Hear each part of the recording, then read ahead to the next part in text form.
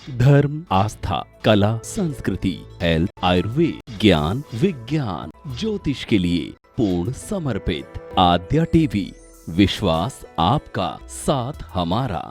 इनके गुरुदेव तो व्यास जी हैं, लेकिन व्यास के पुत्र सुखदेव का वंदन क्यों कर दिया? पूछ लिया महाराज। हमने जहां तक सुना है ऋषियों के द्वारा आपके गुरुदेव तो व्यास हैं, फिर सुखदेव का वंदन? सुत ने कहा सुनो, गुरुदेव में, गुरुदेव के पुत्र में अंतर नहीं है, और सुखदेव जैसा तो वीतरागी कोई दूसरा हो नहीं सकता है, जिसने जन्म से वैराग्य को प्राप्त किया। अरे दुनिया के जो वैरागी बनते हैं ना, हम वैरागी हैं, हम त्यागी हैं, वो कब वैराग लेते हैं? जब दुनिया के भोगों को भोग लेते हैं। अरे भाई, हमें किसी भी चीज के प्रति घृणा कब होती है?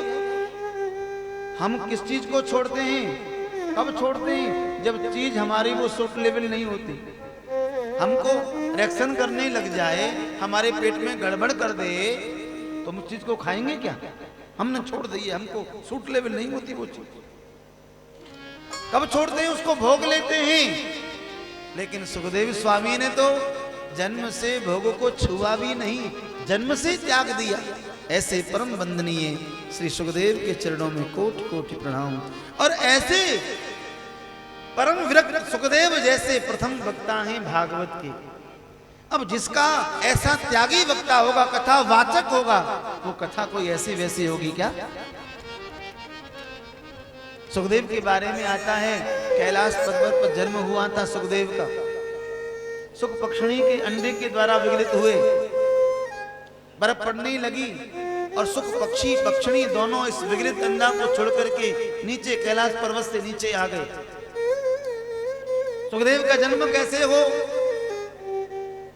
भगवान ने लीला करी और नारद को पार्वती के यहां भेज दिया। पार्वती मैया ने बहुत स्वागत किया। क्यों किया? क्योंकि नारद जी मां पार्वती के गुरु हैं, और गुरु घर आए हो तो फिर तो कहना क्या।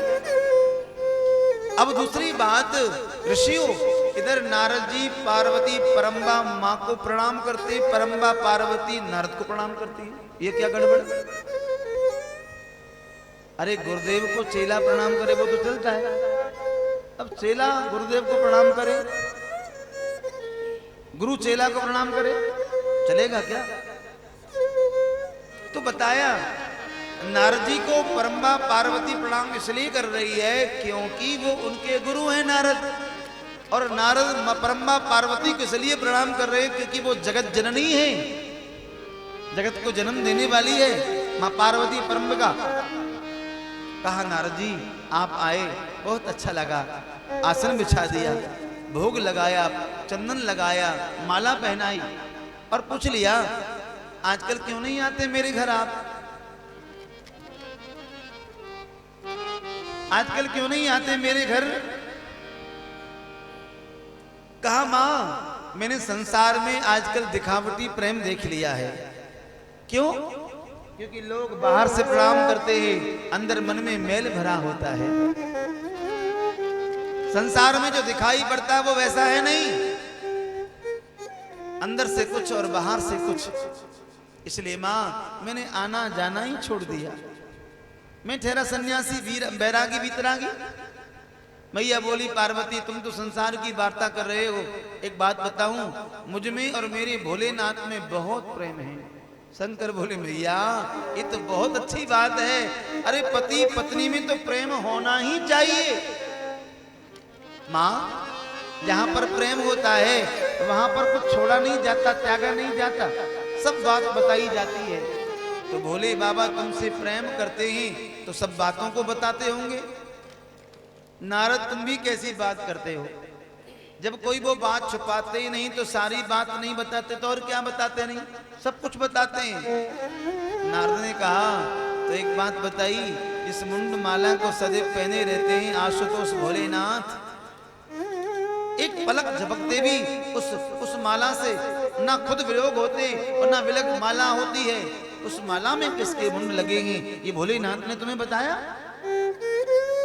इतना सुनते ही तो मैया का चेहरा उतर गया। नारद क्या बताऊं, सब बताया लेकिन ये बातें नहीं बताई। नारद जी बोल ले कर ले बात। अरे मैया तुम तो आज बड़ी बड़ी विश्वास के साथ कही भोलेनाथ बहुत प्रेम करते हैं। क्या प्रेम करते हैं? अरे प्रेम किया होता तो ये छोटी सी बात ना बताई होती। इन माताओं का दिमाग भी बहुत ही बढ़िया होता है। एक कब प्रसन्न हो जाए ना और कब रुष्ट हो जाए ये भगवान भी नहीं जानता। सत्य मानना, ये इतनी सी बात पर रुष्ट नहीं हो और महाराज रुठ जाए तो चना भर बात पर ऐसे ही रूठ जाए कि 2-4 दिन तक तो भोजन बने ही नहीं रसोई घर में, बोलो जैसे। हाँ, कुछ माताएं बेचारी ऐसे खोपड़ी से वो पट्टी बांध लेती है और फिर रूप भी ऐसा ही हो जाता है। लेकिन ध्यान रखो, कितनी भी लड़ाई हो जाए घर में, लेकिन कभी भी झाड़ू पोंछा, ये पूजा पाठ, नहाना धोना बिल्कुल, अरे बोलना बांध चाला बंद कर दो, खेल खत्म। लेकिन ये कौन सा तरीका है? सफाई करना बंद कर दिया, भोजन पानी बनाना बंद कर दिया। घर एक मंदिर है, उसका दैनिक जैसे मंदिर में पूजा पाठ होनी ही चाहिए। कोई मरे कोई गिरे कुछ भी हो, लेकिन मंदिर की पूजा पाठ निरंतर चली रहनी चाहिए, चलती रहनी चाहिए। वैसे घर भी हमारा एक मंदिर है, उसकी सफाई पूजा पाठ निरंतर चलती रहनी चाहिए। माँ पार्वती रूठ गई भोले बाबा से, नारद जी चले गए।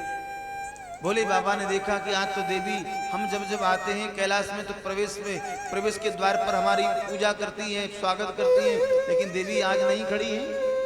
कोई कारण बन गया। भोले बाबा ने जाकर देखा तो परम पार्वती बिल्कुल कोने में जाकर बैठी थी। देवी क्या हो गया, क्यों उदास हो?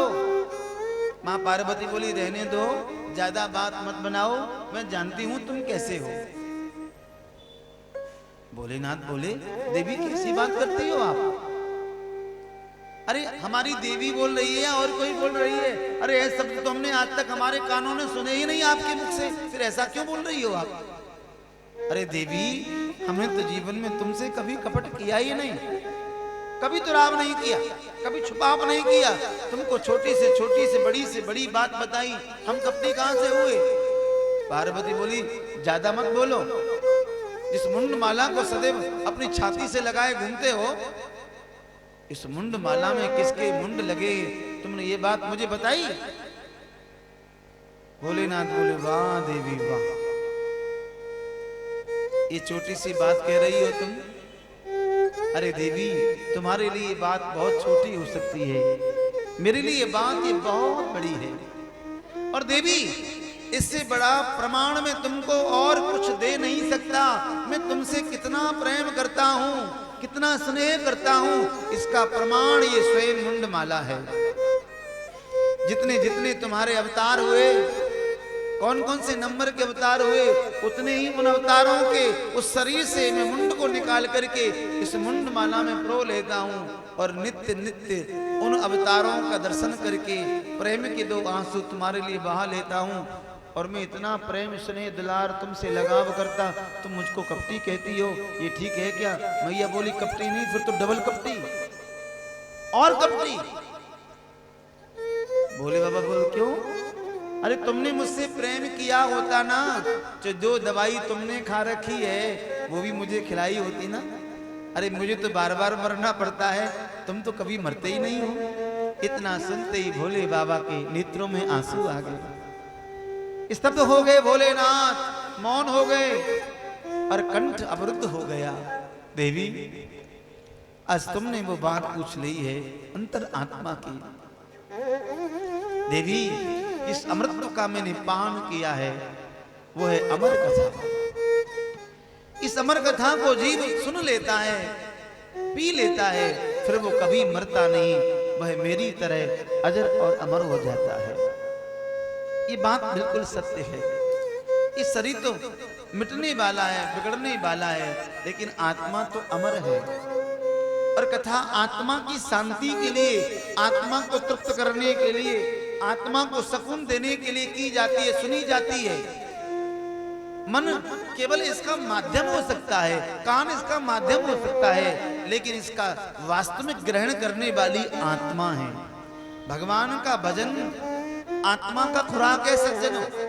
अगर आपको हमारा ये वीडियो अच्छा लगे तो चैनल को सब्सक्राइब करें, साथ में बेल आइकन यानी घंटी को जरूर दबाएं, ताकि आपको हमारा नया वीडियो आप तक तुरंत पहुंचे और लाइक और शेयर करना ना भूलें।